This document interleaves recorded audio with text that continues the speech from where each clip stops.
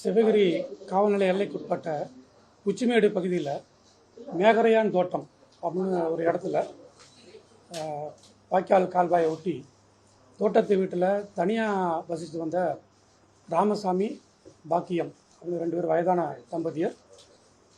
அவங்கள மர்ம நபர்கள் கொலை செய்து அவங்க வீட்டில் இருந்து சுமார் 10.25 சவரன் தங்க நகைகளை கொள்ளையடிச்சிட்டு போயிட்டதான தகவலின் அடிப்படையில் கடந்த 1ஆம் தேதி 1/5/2025 அப்போ சிவகிரி போலீஸ் ஸ்டேஷனில் கேஸ் ரிஜிஸ்டர் பண்ணியிருந்தோம்.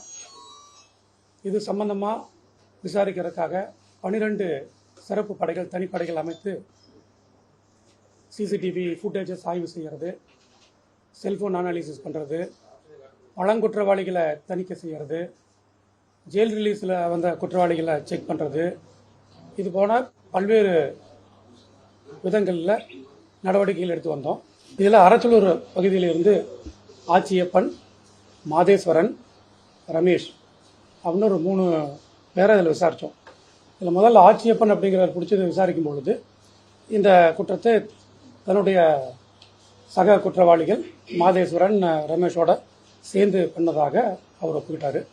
ஆச்சியப்பன் அப்படிங்கிறது இந்த தேங்காய் உரிக்கிறது, தேங்காய் தோப்பில் போய் தேங்காய் வாங்குறது, இது போன்ற தொழிலில் இருந்திருக்காரு.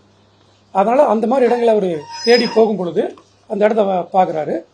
அங்கே தனியாக இருக்கிறாங்க, வயசானவங்க தனியாக இருக்கிறாங்க, வீடு தனியாக இருக்குது அப்படிங்கிறது அவருக்கு தெரிய வருது.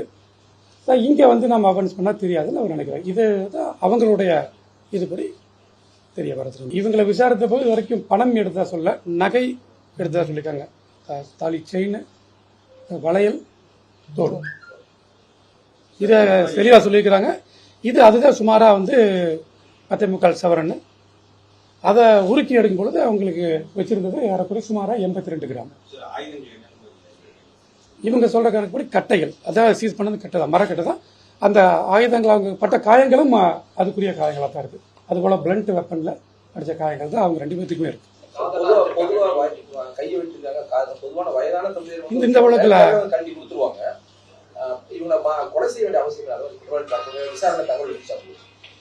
விசாரிக்கும் பொழுது என்ன சொல்றாங்க, இறந்து போயிட்டா வந்து இவருக்கு அவங்க சொல்ல முடியாது இல்லையா, அடையாளம் சொல்ல முடியாது இல்லையா, அதனால பண்ணதாக சொல்றாங்க.